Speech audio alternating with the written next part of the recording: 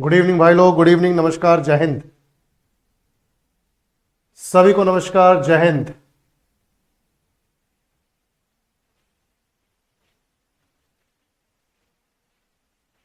Good evening, good evening, सभी को merry Christmas, सभी को मैरी क्रिसमस। ठीक है, चलो। सो 5 ईयर प्लान्स हम लोग कवर कर रहे थे बेटा। पार्ट 1 हो चुका है, अब ये पार्ट 2 है। ठीक है, ये पार्ट 2 है और इसके बाद एक और आएगा पार्ट 3। एक और आएगा part 3। So basically 5 year plans बहुत इंपॉर्टेंट टॉपिक है और उसका एक एक क्वेश्चन हमें करना है। तो मैं एक भी क्वेश्चन को नहीं छोड़ रहा हूं, सारे क्वेश्चंस हम कर रहे हैं। तो आज पार्ट 2 में भी हम करीबन बढ़िया क्वेश्चंस करेंगे, अच्छे लेवल के क्वेश्चंस करेंगे, ताकि आपको लगे कि यार 5 ईयर से ऐसे भी क्वेश्चंस आए हुए हैं, 5 ईयर प्लान से, पंचवर्षीय योजनाओं से ऐसे भी सवाल आए हैं। तो सभी को नमस्कार, जय हिंद, सभी को गुड इवनिंग। चलो बेटा शुरू करते हैं क्लास। गुड इवनिंग माही, गुड इवनिंग। चलो बेटा ध्यान से देखो सभी लोग, राधे राधे। तो 5 ईयर प्लान्स इकोनॉमिक्स में दूसरा पार्ट है हमारा। और सेशन को शुरू करूं उन सभी बच्चों को जो डायरेक्टली एटीएम से जुड़े हुए हैं, उनको बताना चाहूंगा बच्चों कि जो लोग भी डायरेक्टली एटीएम से जुड़े हैं, सीधे प्रैक्टिस बैच में आए हैं, अगर 1% भी शक है कि भैया सिलेबस हमारा पूरा नहीं हो रखा, थ्योरी हमारी पूरी नहीं हो रखी, तो अभी ऑफर प्राइस चल रहा है। ये ऑफर बार बार नहीं आएगा। वैसे भी तुम्हारे पास लगभग 100 दिन का ही वक्त है, तो 100 दिन में अपनी बढ़िया से तैयारी कर लो, बिना एक भी दिन वेस्ट किए। 399 का ऑफर है, इससे कम प्राइस में बेटा, इससे बढ़िया क्वालिटी कंटेंट नहीं मिलेगा। तो जो लोग भी डायरेक्टली एटीएम में आए हैं, वो इससे जुड़कर अपनी फाउंडेशन को मजबूत कर लें, थ्योरी को मजबूत कर लें, तो एटीएम का फायदा है। ठीक है, बाकी जिन्होंने ऑलरेडी थ्योरी कर रखी वो बिल्कुल सही जगह पर है। पहला question, the second 5 year plan gave high priority to industrial development.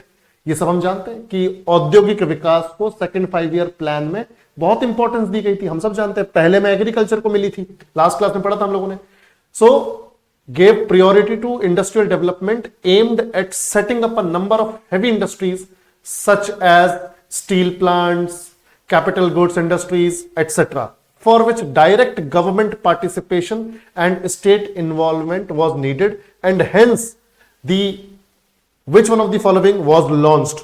यानी दूसरी पंचवर्षीय योजना में औद्योगिक विकास को उच्च प्राथमिकता दी गई, जिसका उद्देश्य कई भारी उद्योगों जैसे कि इस्पात संयंत्र, पूंजीगत सामान उद्योग आदि की स्थापना करना था, जिसके लिए प्रत्यक्ष सरकारी भागीदारी और राज्य की भागीदारी की आवश्यकता थी। तो इसके लिए सरकार ने क्या लॉन्च किया भाई? सेकंड 5 ईयर प्लान में इंडस्ट्रियल डेवलपमेंट को, औद्योगिक विकास को इंपॉर्टेंस दी गई। उसमें कई सारी इंडस्ट्रीज को स्टैब्लिश करना था, स्थापना करना था, स्टील प्लांट्स वगैरह को। अब इसमें सरकार की भी मदद की जरूरत है। तो सरकार कैसे मदद करेगी? कोई पहले नीति तो बनाएगी ना। तो इनमें से कौन सी नीति, कौन सी पॉलिसी आई जिसके तहत सरकार का भी इन्वॉल्वमेंट हो गया, सरकार भी शामिल हो गई? तो बताओ कौन सा है इसमें, जल्दी बताओ सभी लोग।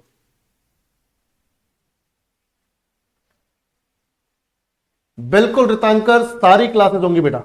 इंडियन ज्योग्राफी की तो ऑलरेडी चल रही है, वर्ल्ड ज्योग्राफी होगी और इकोनॉमिक्स होगी और पॉलिटी होगी। ठीक है, चलो भाई, इंडियन ज्योग्राफी की ऑलरेडी हो रखी है इंडियन ज्योग्राफी की। ठीक है, चलो भाई, तो यहां पर मैं आंसर बता देता हूं सबको। आंसर है industrial policy resolution 1956। Industrial policy resolution 1956, औद्योगिक नीति संकल्प 1956। और इसको संकल्प की जगह प्रस्ताव भी लिख सकते हैं। क्या लिख सकते हैं? प्रस्ताव। तो औद्योगिक नीति प्रस्ताव 1956। तो इसके थ्रू सरकार ने भी अपना पार्टिसिपेशन दिखाया इस फील्ड में। सरकार ने भी यहां पर भागीदारी दिखाई, सरकार ने भी मदद की। तो याद रखना बेटा, सरकार ने मदद कैसे की? तो सरकार ने ये इंडस्ट्रियल पॉलिसी रेजोल्यूशन, औद्योगिक नीति प्रस्ताव पास कर दिया 1956 में। तो संसद के द्वारा, पार्लियामेंट के द्वारा, संसद के द्वारा इस पॉलिसी को लॉन्च किया गया, इस रेजोल्यूशन को, इस प्रस्ताव को लॉन्च किया गया संसद के द्वारा अप्रैल 1956 में। अप्रैल 1956 में, 1956 में इंडस्ट्रियल पॉलिसी रेजोल्यूशन, औद्योगिक नीति प्रस्ताव 1956 को लॉन्च किया गया संसद के द्वारा। ठीक है, तो संसद के द्वारा अप्रैल 1956 में आईपीआर 1956 को लॉन्च किया गया। ठीक है, और इसके तहत सरकार ने भी पार्टिसिपेशन दिखाया। इतना सबको समझ में आया?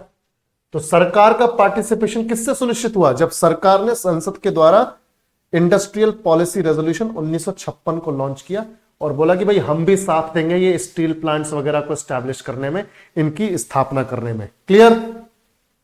बिल्कुल। मैं ये भी बता दूं, देखो ये ऐसा पहली बार नहीं था कि जब सरकार ने मदद ना की हो उद्योगों को स्थापित करने में, ऐसा ये पहली बार नहीं था, पहले भी हो चुका था।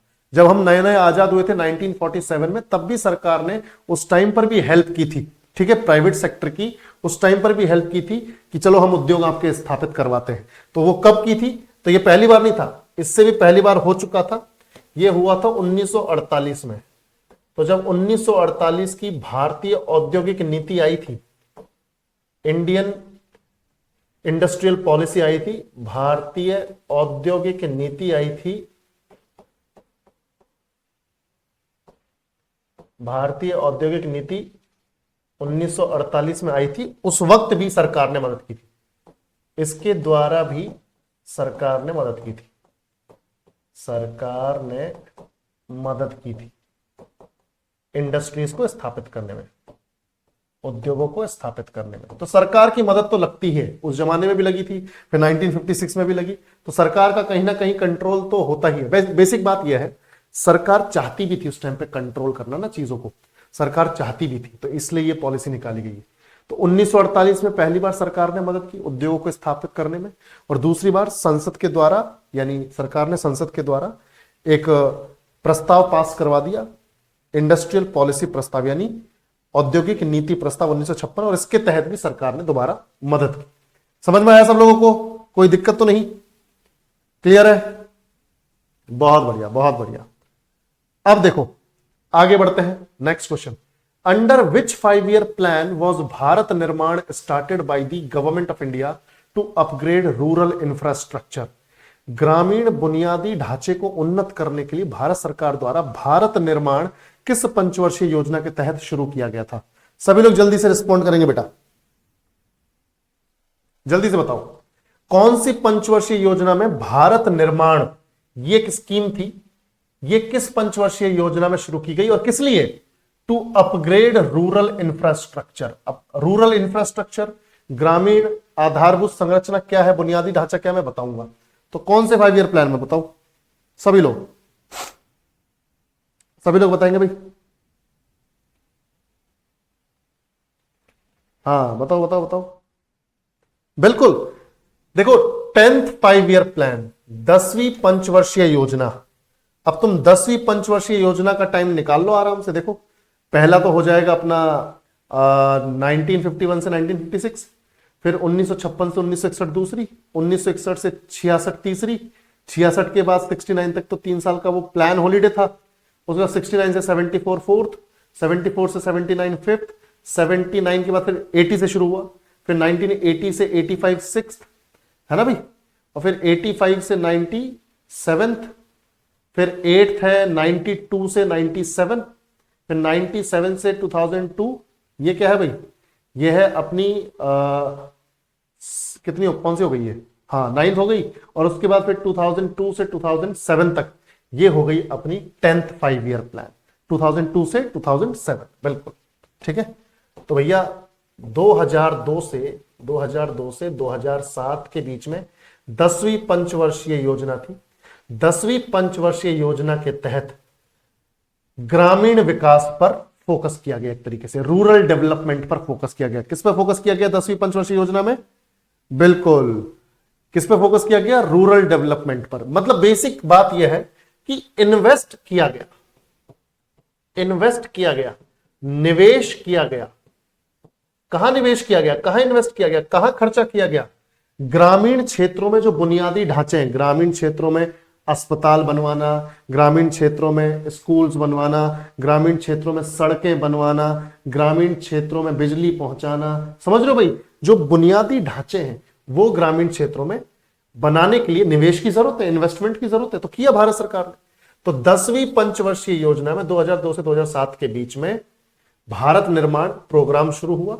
इस भारत निर्माण प्रोग्राम में रूरल इंफ्रास्ट्रक्चर पर, यानी कि ग्रामीण बुनियादी ढांचे को उन्नत करने के लिए काम किया गया। और कैसे काम किया गया? उस पर निवेश करके। निवेश किस लिए? कि गांवों में शिक्षा, है ना, गांव में शिक्षा को इंप्रूव करना, स्कूल्स वगैरह बढ़िया से बनाना, स्वास्थ्य यानी ये क्लिनिक या अस्पताल वगैरह बनाना, उसके बाद सड़क ताकि लोग अच्छे से आ जा सके, एक्सीडेंट्स ना हो, सड़क बनाना। उसके बाद यहाँ पे जैसे कोई नदी है तो नदी के ऊपर पुल, ठीक है बच्चों, बिजली। तो इन सारे मुद्दों पर ग्रामीण विकास के जो भी संरचनाएं हैं उन सारे मुद्दों पर काम किया गया, उनके ऊपर निवेश किया गया। तो गांव में शिक्षा, स्वास्थ्य, सड़क, नदी के ऊपर पुल, बिजली आदि को इंप्रूव किया गया, आदि को सुधारा गया, इंप्रूव किया गया। क्लियर बच्चों? तो ये हो गया हमारा 10वीं पंचवर्षीय योजना में ये हुआ था। बाकी 6th 5 ईयर प्लान किससे रिलेटेड है, 8th किससे रिलेटेड है, 9th किससे रिलेटेड है, ये हमें पता होना चाहिए। बताओ 6th 5 ईयर प्लान क्या था? देखो पहले में तो हमें मालूम है, पहले में तो एग्रीकल्चर पर फोकस किया, दूसरे में हैवी इंडस्ट्रीज पर फोकस किया, तीसरे में हम लोगों ने क्या किया था? बताओ तीसरे पर किस पर फोकस किया था हम लोगों ने? सभी लोग जल्दी से बताएंगे, तीसरी पंचवर्षीय योजना में किस पर फोकस किया था हम लोगों ने? बताओ।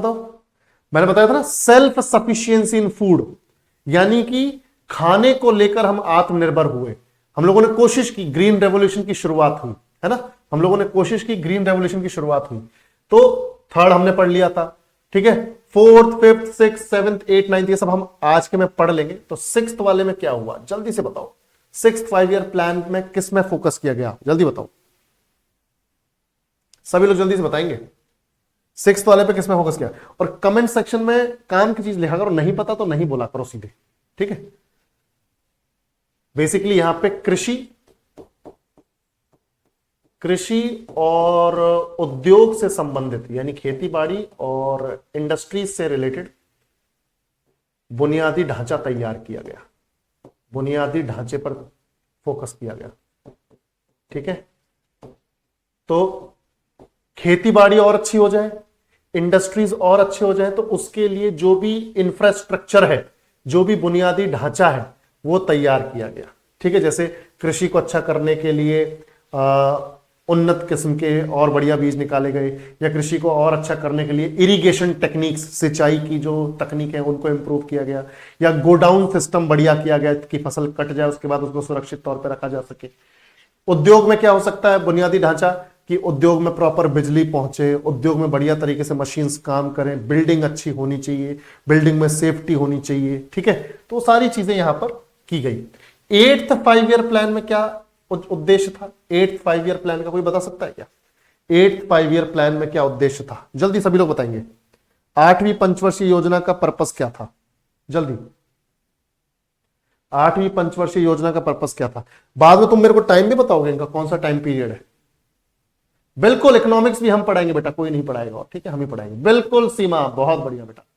सीमा ने बताया ह्यूमन रिसोर्स डेवलपमेंट, मानव संसाधन विकास, मानव का एक संसाधन के तौर पर विकास करना, मानव संसाधन विकास। अब मुझे एक बात बताओ, मैं आप लोगों को पढ़ा रहा हूं, जो मैं आपको पढ़ा रहा हूं आपको समझ में भी आ रहा है, तो एक तरीके से मैं मानव संसाधन हूं ना। अगर मेरे अंदर कोई हुनर है, अगर मेरे अंदर कोई स्किल है, तो मैं ह्यूमन रिसोर्स हूं, मैं मानव संसाधन हूं। अब जैसे एक इंसान है जिसको ना तो वो खुद से पढ़ सकता, ना वो पढ़ा सकता, थोड़ा ज्यादा सोचता भी नहीं है, आलसी है, कुछ कर भी नहीं रहा है, कुछ करने की इच्छा भी नहीं रखता, क्या वो मानव संसाधन बन सकता है? नहीं बन सकता। मानव संसाधन वो बन सकता है जो, ठीक है, मानव संसाधन वो इंसान बन सकता है जो समाज में कुछ कंट्रीब्यूट कर पाए। अब मेरे पढ़ाने से आप लोगों के जीवन में कुछ बदलाव आता है, या आप ग्रो करते हो, वृद्धि होती है आपकी, विकास होता है, तो मैं मानव संसाधन के तौर पर सफल रहा। भाई समझ में आ रही है बात? तो यहां पे देखो, तो यहां पे इस टाइम पे 8th 5 ईयर प्लान के टाइम पे मानव संसाधन विकास यानी human resource development, human resource development पर फोकस किया गया। यानी कि यहां पे लोगों को एक तरीके से स्किलफुल बनाने की कोशिश की गई ताकि वो समाज में काम आ सके। फिर 9th 5 ईयर प्लान में क्या था बताओ? 10th में तो हमने पढ़ लिया, चलो 9th में क्या था बच्चों? 9th 5 ईयर प्लान में बताओ सभी लोग, कुछ कुछ लोगों को तो मालूम है, जल्दी जल्दी जल्दी जल्दी बताओ। बिल्कुल, ग्रामीण विकास, पूरी तरह से रूरल डेवलपमेंट पर फोकस किया गया, ग्रामीण विकास पर फोकस किया गया, रूरल डेवलपमेंट पर फोकस किया गया, ठीक है, रूरल डेवलपमेंट पर फोकस किया गया। बाकी 6th 5 ईयर प्लान कब तक है? देखो थर्ड तो हमें पता है 61 से 66, फिर 61 से 66 यानी 69 से फिर 74 फोर्थ, 74 से 79 फिफ्थ, तो यानी 1980 से 85, 1980 से 85 सिक्स्थ, फिर 85 से 97, फिर 1992 से 1997, तो ये हो गया 8th, फिर ये हो गया, ये कौन सा साल हो जाएगा? देखो ये कौन सा साल हो जाएगा? फिर 1997 से 2002, ये हो गया 9th, और फिर 2002 से 2007 10th। ठीक है भाई, चलो आगे बढ़ते हैं। During which of the following 5 year plans licence Raj was introduced? बताओ भाई, कौन सी पंचवर्षीय योजना के दौरान लाइसेंस राज लागू किया था? आप लोगों को लाइसेंस राज मालूम है क्या? लाइसेंस का मतलब है यहां पे परमिशन, लाइसेंस का मतलब है परमिशन, सीधे सीधे इसको समझो सिंपल लैंग्वेज में। लाइसेंस रूल, देखो लाइसेंस रूल, लाइसेंस राज, यानी कि बेसिक बात यहां पर यह है, यहां पर यह बोला जा रहा है कि जब भी किसी उद्योग को भारत में स्थापित किया जाता था 1951 से लेके 1991 के बीच में, 1951 से 1991 के बीच में, जब भी किसी, ध्यान से देखो मैं बता रहा हूं तुम्हें, जब भी किसी उद्योग को भारत में स्थापित किया जाता था, कोई भी इंडस्ट्री छोटी बड़ी जब सेटअप होती थी, जब भी किसी उद्योग को,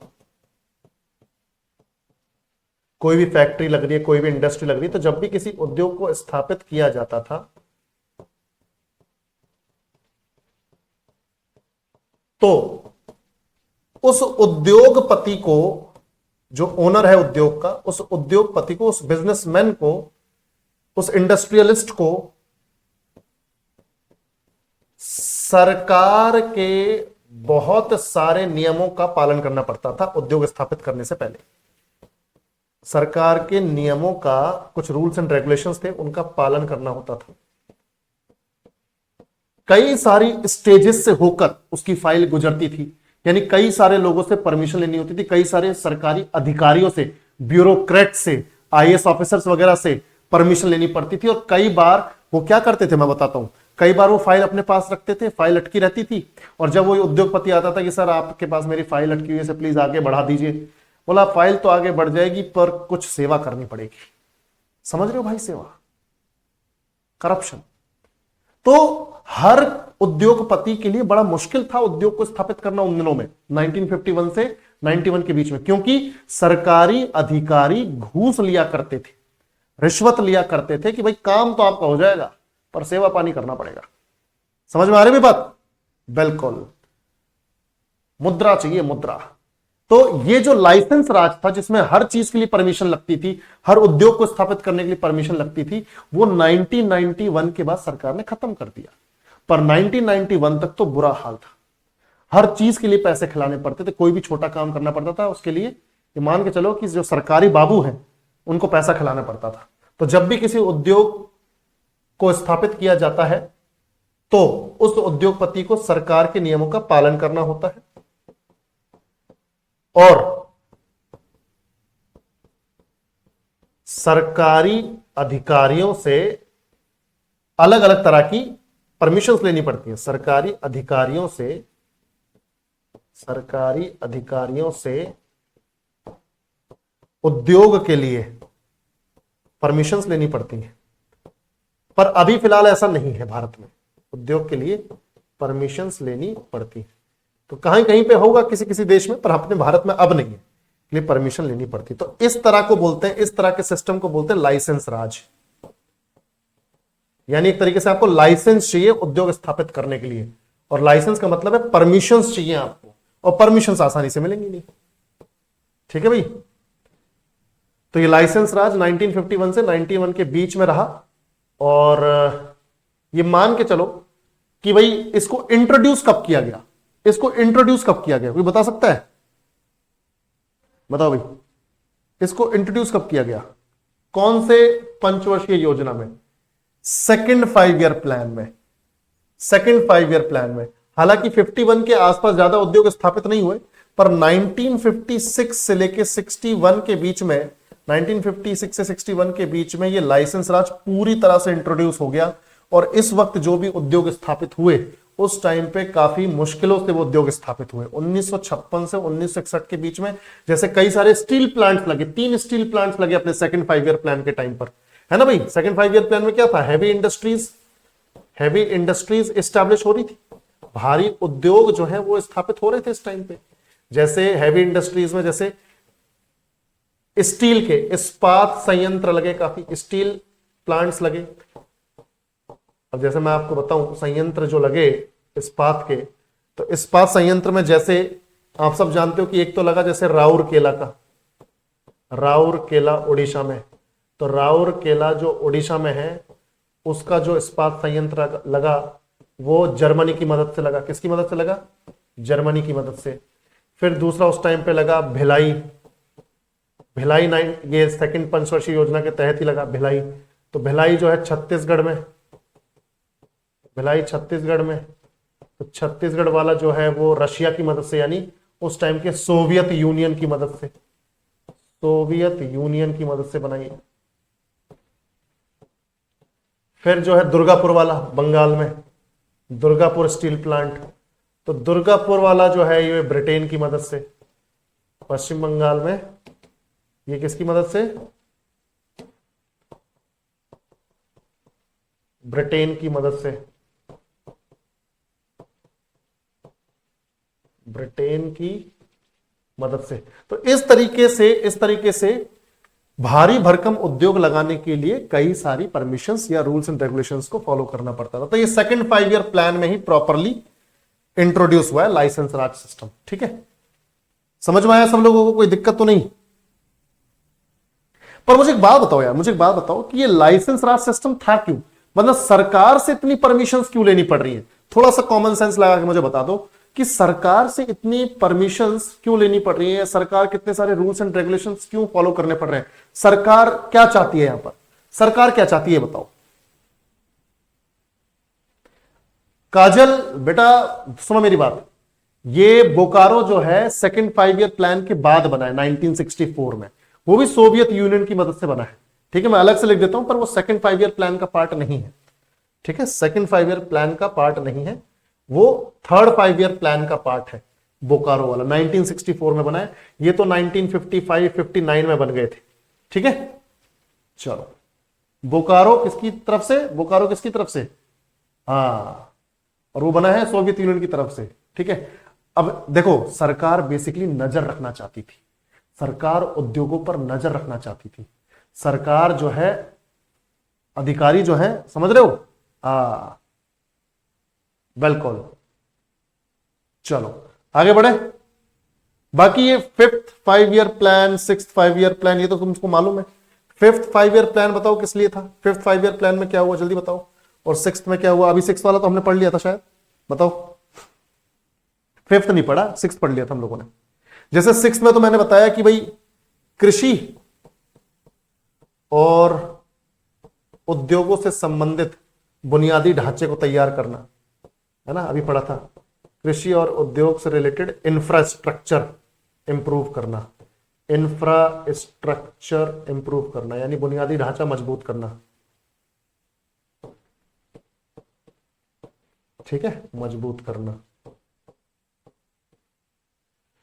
5वीं पंचवर्षीय योजना तुम सब जानते हो। 5वीं पंचवर्षीय योजना कब? जैसे थर्ड तो थी 1961 से 66, 69 से 74 फोर्थ, और 74 से 79, 1974 से 79 ये थी अपनी 5वीं पंचवर्षीय योजना। इसमें उद्देश्य था निर्धनता हटाओ, गरीबी हटाओ, निर्धनता को कम करना या हटाना, पॉवर्टी को खत्म करना या कम करना, रिमूवल ऑफ पॉवर्टी, निर्धनता को खत्म करना 5वीं पंचवर्षीय योजना का उद्देश्य था।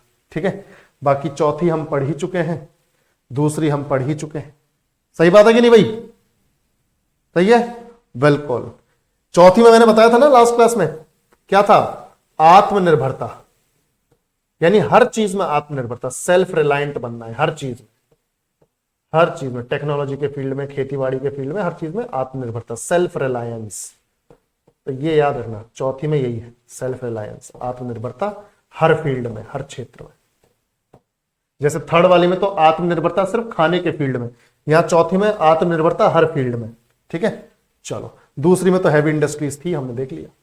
चलो आगे बढ़ते हैं। Next, the removal of poverty was the foremost objective of which 5 year plan in India. Bharat में गरीबी हटाना किस पंचवर्षीय योजना का सबसे प्रमुख उद्देश्य था? देखो जरा किसका था। निर्धनता हटाना, गरीबी हटाना या निर्धनता कम करना, गरीबी कम करना किसका उद्देश्य है? 5वीं पंचवर्षीय योजना। कब से कब तक? 1974 से 79। ठीक है भाई, तो पांचवी 1974 से 79 के बीच में तो गरीबी हटाना 5वीं पंचवर्षीय योजना का गोल था। बाकी सिक्स्थ तो तुम जानते हो, सिक्स्थ में क्या है भाई? कृषि, मैं बार बार इसलिए बता रहा हूं ताकि याद हो जाए, कृषि और उद्योग से संबंधित इंफ्रास्ट्रक्चर मजबूत करना है ना, कृषि और उद्योग से संबंधित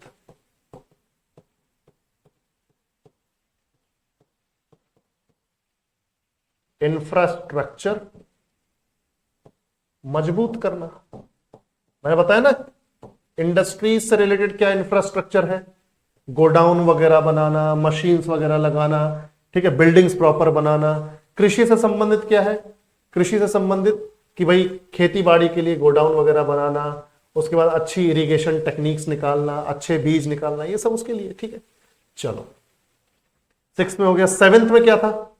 सेवेंथ में क्या था बताओ? बाकी ईयर तो तुम्हें मालूम है सिक्स्थ का, है ना भाई? सिक्स्थ का ईयर क्या है? 1900 कौन सा है? थर्ड तो था 61 से 66, फिर फोर्थ है 69 से 74, फिफ्थ हाँ तो 80 से 85, 80 से 85 सिक्स्थ। सेवेंथ क्या होगा? 1985 से 1990, 1985 से 1990। ठीक है, और फोर्थ क्या है तुम्हें मालूम है? फोर्थ क्या है? फोर्थ है 1969 से 74। तो यहां पे तो आत्मनिर्भरता है हर फील्ड में, सेल्फ रिलायंस, आत्मनिर्भरता हर फील्ड में। और सेवेंथ में क्या था? जल्दी बताओ। सेवेंथ में 1985 से 90 के बीच में क्या था? जल्दी बताओ। सेवेंथ में ये हमने नहीं पढ़ा अभी तक, ये बताओ सेवेंथ वाला क्या है? इसमें है मॉडर्नाइजेशन। मॉडर्नाइजेशन यानी आधुनिकता, मॉडर्नाइजेशन यानी आधुनिकता, और जॉब अपॉर्चुनिटीज क्रिएट करना, लोगों के लिए रोजगार पैदा करना। ठीक है, आधुनिकता, आधुनिकता और job opportunities, job opportunities, job opportunities यानी रोजगार के अवसर क्रिएट करना, रोजगार के अवसर क्रिएट करना। ठीक है भाई, रोजगार के अवसर क्रिएट करना। तो जॉब अपॉर्चुनिटीज यानी रोजगार के अवसर क्रिएट करना, ये सातवें का, सातवें की ईयर तुम्हें पता है। बाकी फोर्थ मालूम है, फिफ्थ तुम्हें मालूम है। फिफ्थ में क्या हुआ है? Removal of poverty. ठीक है, तो आंसर हो गया fifth. What was the implementation period of 12th 5 year plan in India? तुम सब जानते हो, तुम सब जानते हो बच्चों कि first, second, third, fourth, fifth, sixth, seventh, eighth, ninth, 10th और उसके बाद 11th और 12th, इन सब के ईयर्स क्या है? तुम सबको याद होना चाहिए बेटा, तरीका पता होना चाहिए कैसे याद करना है। सीधे सीधे याद करते चलो, 2-3 जगह चेंजेस आते हैं हल्के फुल्के, वहां वो आपको पता होने चाहिए, बाकी वरना सिस्टम में सीधा है। देखो सिस्टम सीधा है। 1951 में शुरू हुई थी पंचवर्षीय योजना, 56 तक रही, फिर 56 से 61 तक रही, फिर 61 से 66 तक रही। तो 3 तो शुरुआती बिल्कुल कॉन्टिन्यूएशन में, फिर ब्रेक आएगा, आप सब जानते हो। फिर 1969 से 74, फिर 1974 से 79, 5-5 साल। फिर यहां पर एक आ जाता है गैप, फिर 1980 से 85, फिर 85 से 90, फिर एक गैप आ जाएगा। तो ये 2 और ये तीसरा, 3 गैप आते हैं बस। फिर 1992 से तो लगातार है, 1992 से लगातार 97, 1997 से 2002, फिर 2002 से 2007, फिर 2007 से 2012 और 2012 से 2017। तो 12वीं पंचवर्षीय योजना कब से कब तक? 2012 से 2017। और इसमें क्या था बच्चों? Sustainable development. इसमें क्या गोल था? सस्टेनेबल डेवलपमेंट, सतत पोषणीय विकास। अगर तुम्हें नहीं मालूम इसका मतलब क्या है, सस्टेनेबल डेवलपमेंट का मतलब, तो हिंदी में तो बोलते हैं इसे सतत पोषणीय विकास। मैं मतलब बताता हूं। सतत पोषणीय विकास यानी भारत के लोगों का सतत पोषणीय विकास। इसका मतलब क्या है कि हम संसाधनों का, जो भी हमारे पास संसाधन है, जो भी हमारे पास रिसोर्सेज हैं, उनका इस्तेमाल इस तरह से करें कि हमारी अपनी जरूरतें तो पूरी होती ही जाएं, हमारी अपनी जरूरतें तो पूरी होती ही जाएं, साथ ही साथ जो हमारी अगली पीढ़ियां हैं, नेक्स्ट जनरेशंस हैं, उनकी भी पूरी हो जाए, उनकी भी पूरी हो जाए। तो सतत पोषणीय विकास का मतलब यह है। तो 2012 से 2017 के बीच में ये हमारी लास्ट यानी कि 12th 5 ईयर प्लान था, लास्ट 5 ईयर प्लान था, ठीक है, जिसमें सतत पोषणीय विकास यानी सस्टेनेबल डेवलपमेंट पर फोकस किया जा रहा था। लास्ट 5 ईयर प्लान, लास्ट पंचवर्षीय योजना, ठीक है, क्योंकि इसके बाद तो 2015 में नीति आयोग आ गया और उसके बाद ये खत्म ही हो गई। ठीक है, सबको समझ में आया बच्चों? बाकी 1997 से 2002, अच्छा देखो ये है 11वीं, अगर 2012 से 2017 12वीं है तो 2007 से 2012 11वीं है, 11th 5 ईयर प्लान। फिर 2007 से 2012 है तो ये 2002 से 2007 ये 10वीं है, 10th 5 ईयर प्लान। और फिर अगर 2002 से 2007 तो 1997 से 2002 ये 9वीं है। तो इनके और बता दो यहीं पे हो जाएंगे, फिर ये सारे के सारे हो गए अपने। फिर तो उद्देश्य कि कौन से 5 ईयर प्लान में क्या था, बताओ भाई। 9वें में क्या था, कोई बता सकता है? 9वें में क्या था? पढ़ा है हम लोगों ने अभी पढ़ा था ना। 9वें में क्या था? रूरल डेवलपमेंट, ग्रामीण विकास। 9वें में क्या था बच्चों? ग्रामीण विकास, कि गांव वगैरह के क्षेत्रों में विकास करना है, ग्रामीण विकास, रूरल डेवलपमेंट, आरडी। 9th में क्या था? Rural development, RD.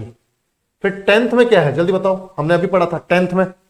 11th नहीं पढ़ा है, 10th पढ़ा है। 10th बताओ, मैंने अभी तो बताया था 10th में कि ग्रामीण विकास में, बेसिकली ग्रामीण क्षेत्र में इंफ्रास्ट्रक्चर को मजबूत करना है। ये तो ग्रामीण विकास अलग हो गया, ठीक है, इसमें तो सब कुछ ही आ जाएगा, पर ये 9th है।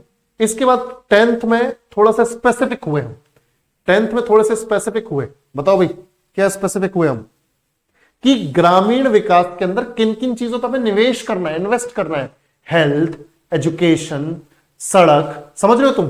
तो यहां पे 10th में हो जाएगा, यहां पे क्या हो जाएगा? निवेश, इन्वेस्ट करना, इन्वेस्ट करना, निवेश। ठीक है भाई, ये निवेश हो गया 10वीं में। और 11वें में क्या है भाई? 11th 5 ईयर प्लान में क्या है 11वें में?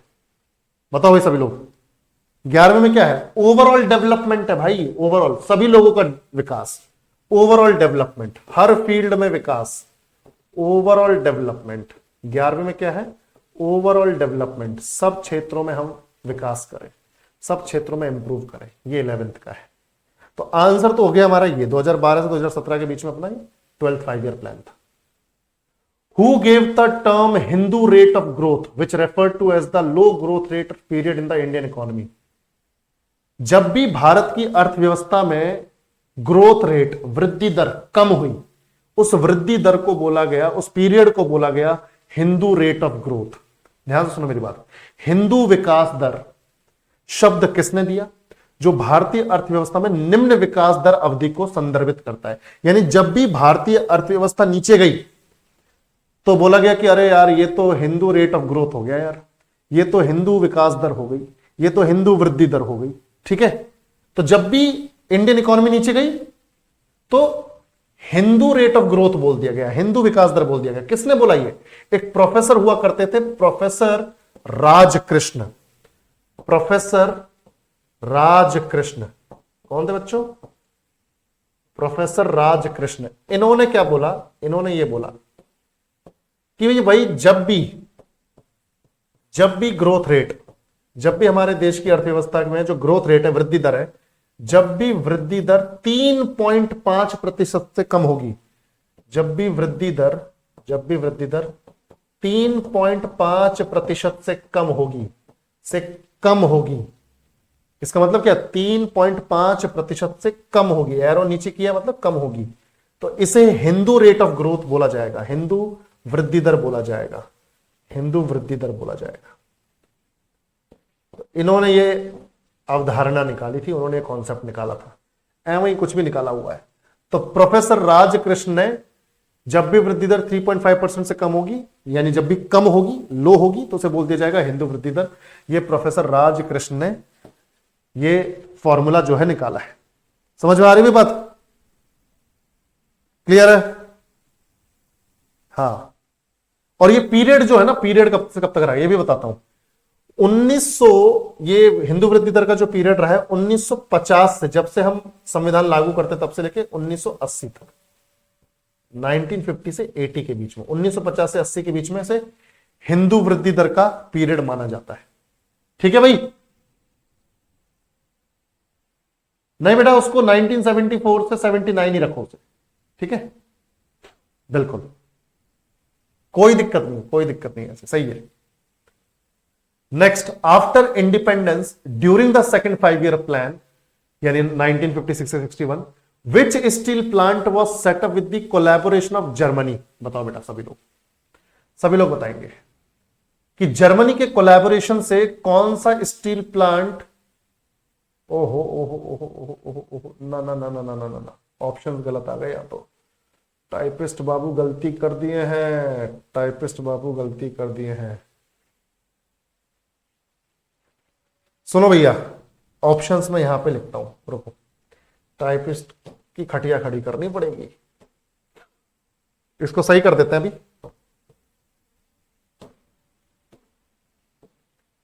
मुझे ऑप्शंस याद है तो कोई दिक्कत वाली बात नहीं, तुम्हें आंसर पता होगा तो वो भी कोई दिक्कत वाली बात नहीं। पहले इसको काला कर देते हैं बिल्कुल ठीक है, और उसके बाद ऑप्शंस लिखते हैं। यहां टाइम वेस्ट करवा दिया यार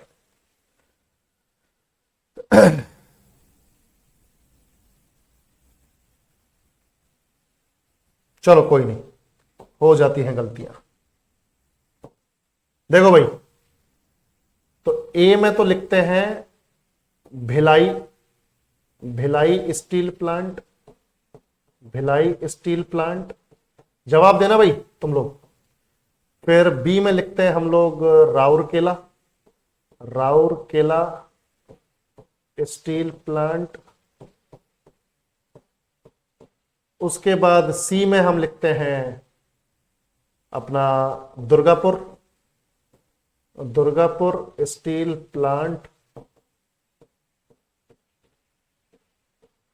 और डी में लिखते हैं बच्चों Bokaro steel plant, Bokaro steel plant. इन्हें हिंदी में भी लिख देता हूं जब तक तुम लोग जवाब दे दो बस। ए में हो जाएगा भिलाई, भिलाई इस्पात संयंत्र, है ना भाई। उसके बाद बी में हो जाएगा राउरकेला, राउरकेला इस्पात संयंत्र।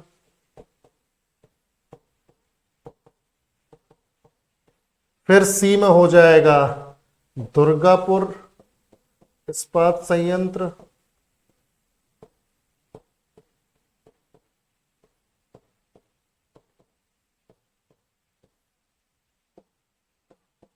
फिर डी में हो जाएगा बोकारो, बोकारो इस्पात संयंत्र। ठीक है भाई, तो अब जवाब क्या है, चलो बता दो। शाबाश, ये दुर्गापुर वाले कौन है बे? दुर्गापुर नहीं है। थैंक यू अभिषेक बेटा, थैंक यू। देखो ध्यान से, तो यहां पे आंसर होगा राउरकेला। जर्मनी की मदद से कौन सा बना? राउरकेला इस्पात संयंत्र। ठीक है, भिलाई तो बना यूएसएसआर की मदद से 1955 में, 1955 में। फिर राउरकेला जर्मनी की मदद से 1959 में। फिर दुर्गापुर, ये भी किसकी मदद से? देखो दुर्गापुर भी किसकी मदद से? दुर्गापुर भी ये ब्रिटेन की मदद से, दुर्गापुर ब्रिटेन की मदद से, ये भी 1959। और फिर 1964 में यूएसएसआर की मदद से। ये दोनों बी वाले याद रखना तुम, दोनों बी वाले याद रखना, दोनों बी वाले रशिया की मदद से, दोनों बी वाले रशिया की मदद से, ये 1964। ठीक है भाई, तो आंसर हो गया हमारा राउरकेला। क्लियर? चलो बहुत बढ़िया, दोनों बी वाले यूएसएसआर, बिल्कुल। Next, big Indian industrialists got together in 1944 and drafted a joint proposal for setting up a planned economy in the country after attaining independence was called। 1944 में बड़े भारतीय उद्योगपतियों ने एकजुट होकर स्वतंत्रता प्राप्ति के बाद देश में एक नियोजित अर्थव्यवस्था स्थापित करने के लिए एक संयुक्त प्रस्ताव का मसौदा तैयार किया, जिसे कहा गया, यानी देश के उस वक्त के जो बड़े बड़े उद्योगपति थे वो इकट्ठे हुए, उन्होंने हमारे देश की अर्थव्यवस्था को सुधारने के लिए, आजादी के बाद अर्थव्यवस्था को सुधारने के लिए बढ़िया प्लान बनाया एक। उस प्लान को क्या बोलते हैं? क्या बात है बच्चों, बहुत बढ़िया, बॉम्बे प्लान। बॉम्बे प्लान, जब मैं इकोनॉमिक्स वहां फाउंडेशन में पढ़ाऊंगा तो 2-3 प्लान हम डिस्कस करेंगे डिटेल में बढ़िया से। ठीक है, मजा आएगा तुम्हें इकोनॉमिक्स में। ठीक है, ऐसे ही खामा लोग डरते हैं खामा। ठीक है, ऐसा कुछ नहीं है। द बॉम्बे प्लान, बॉम्बे योजना। ठीक है भाई, बाकी कोई जानता है कि कौन कौन से, ये बॉम्बे प्लान पहली बात तो बना कब? बॉम्बे प्लान बना बच्चों 1944 में, आजादी के बाद के लिए बनाया गया था, पर पहले ही बना लिया गया था। अब मुझे ये बता दो कि कौन कौन से बड़े बड़े इंडस्ट्रियलिस्ट थे जो शामिल हुए इस प्लान में? कौन बड़े बड़े इंडस्ट्रियलिस्ट थे जो शामिल हुए? तो बता सकता है? 5-6 नाम है। जैसे एक तो JRD टाटा, टाटा तो शामिल होना ही है, JRD टाटा। फिर बिरला, घनश्याम दास बिरला, GD बिरला, GD बिरला। फिर AD Shroff, AD Shroff, AD Shroff. फिर एक थे पुरुषोत्तम दास ठाकुरदास, पुरुषोत्तम दास, पुरुषोत्तम दास ठाकुरदास, ये एक ही नाम है भाई। ठीक है, पुरुषोत्तम दास ठाकुरदास। फिर एक और थे, एक और थे, उनका नाम था, JRD टाटा हो गए, GD बिरला हो गए, AD श्रॉफ हो गए, पुरुषोत्तम दास ठाकुरदास भी हो गए, उनका नाम था John Mathai, John Mathai, John Mathai. तो ये बड़े बड़े उद्योगपति जो हैं ये शामिल हो गए। इन्होंने सबने भारत की अर्थव्यवस्था को सुधारने के लिए एक प्लान बनाया, बॉम्बे प्लान 1944 में। याद रखना बच्चों, 1944 में। क्लियर? सबको समझ में आ गया? बिल्कुल। पर कैसे, इस बॉम्बे प्लान का मेन पर्पस क्या था? मतलब कैसे ये भारत की अर्थव्यवस्था को सुधारेंगे, बताओ कैसे? जल्दी जल्दी, कैसे? मतलब तुम मुझे एक बात बताओ, अगर हमें देश को आगे बढ़ाना है तो हमें बेसिक चीज क्या करनी पड़ेगी? अगर हमें और उद्योगपति पैदा करने हैं, हमें और जो है ऐसे लोगों को क्रिएट करना है जो बहुत बढ़िया बिजनेस कर सके, देश को आगे ले जाए, तो उनको क्या देना पड़ेगा? क्या करना पड़ेगा उनके लिए? उनको भैया एजुकेशन देनी पड़ेगी, शिक्षा देनी पड़ेगी, उनको स्किल सिखानी पड़ेगी एजुकेशन के थ्रू कि कैसे बिजनेस करना है। बिल्कुल। अबे ससुरे बोल रहे हैं लैंड, लोन, पैसा, रिसोर्स, पड़ेगा भी खींच के। बेसिक चीज क्या है? शिक्षा। वो लोन लेके करेगा कि जब उसको नॉलेज ही नहीं है कि कैसे बिजनेस करना है? ससुरे पगले कहेंगे। एजुकेशन देनी पड़ेगी और उस एजुकेशन के थ्रू स्किल सिखानी पड़ेगी। ठीक है, तो याद रखना ये बॉम्बे साले बोल रहे लोन लैंड पैसा, पागल ससुरे। ठीक है भाई, यहां पे क्या होगा, एजुकेशन, कि सभी लोगों तक एजुकेशन पहुंचाई जाए, उनको शिक्षित किया जाए, फिर उनके अंदर स्किल आएगी बिजनेस करने की तो वो कर पाएंगे। एजुकेशन के थ्रू स्किल, एजुकेशन के थ्रू स्किल। ठीक है, एजुकेशन के थ्रू उनके अंदर कौशल विकास करना, दूसरे पगले। ठीक है देखो भाई आगे, under which plan for the first time was the private sector given priority over the public sector. Public sector मतलब सरकारी क्षेत्र, प्राइवेट तुम जानते ही हो। ठीक है, तो किस योजना के अंतर्गत पहली बार निजी क्षेत्र को सार्वजनिक क्षेत्र की तुलना में प्राथमिकता दी गई है? देखो सरकार ने भी दे दी, पब्लिक सेक्टर के ऊपर प्राइवेट सेक्टर को एक तरीके से ऊपर रखा गया एक बार तो, पर जहां तुम हमारी सोसाइटी में रहते हो वहां सरकारी नौकरी की ही इज्जत है। पटवारी बन जाओ भले ही तुम चपड़ासी बन जाओ, पर सरकारी हो ना भाई साहब, तुम्हारी आईएएस से कम इज्जत नहीं तुम्हारे आसपास के रिश्तेदारों में, अलग एकदम आसपास के लोगों में। समझ रहे हो भाई, चाहे सैलरी हो तुम्हारी 32,000 32,000, सबसे कम उतनी है केंद्र सरकार में, 32,000 30,000, राजा हो तुम सरकारी नौकरी लेके, बिल्कुल। ठीक है, तो देखो भाई, तो under which plan for the first time was the private sector given priority over the public sector? जब जॉब अपॉर्चुनिटीज क्रिएट करनी थी, जब जॉब अपॉर्चुनिटीज क्रिएट करनी थी, बिल्कुल 7th 5 ईयर प्लान में। बहुत बढ़िया, शाबाश।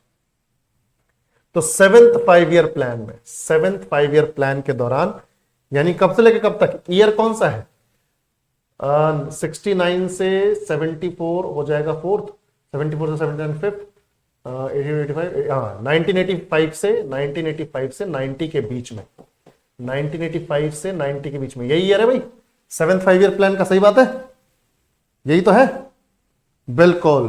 तो इस टाइम पे आधुनिकता आई हमारी अर्थव्यवस्था में, क्या आई, आधुनिकता, मॉडर्नाइजेशन।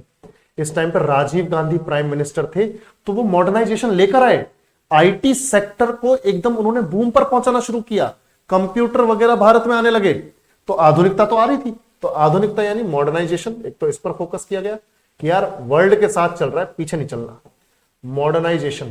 तो एक तो आधुनिकता पर फोकस किया गया, और दूसरा जॉब क्रिएशन पे, रोजगार के अवसर पैदा करने पर ध्यान दिया गया, रोजगार के अवसर, एम्प्लॉयमेंट जनरेट किया गया, रोजगार के अवसर पैदा करने पर ध्यान दिया गया। तो इसके चलते प्राइवेट सेक्टर ऊपर पहुंच गया, क्योंकि प्राइवेट, सरकारी नौकरी तो लिमिटेड है ना भाई, सरकारी क्षेत्र में तो रोजगार लिमिटेड है, प्राइवेट सेक्टर में तो बहुत है, तो प्राइवेट सेक्टर को यहां इंपॉर्टेंस दी गई। तो रोजगार के अवसर पैदा करने में या पैदा करने पर फोकस। ठीक है, तो यहां प्राइवेट सेक्टर को यहां पे इंपॉर्टेंस दी गई, क्योंकि प्राइवेट सेक्टर में ज्यादा अपॉर्चुनिटीज है, पब्लिक सेक्टर में लिमिटेड है।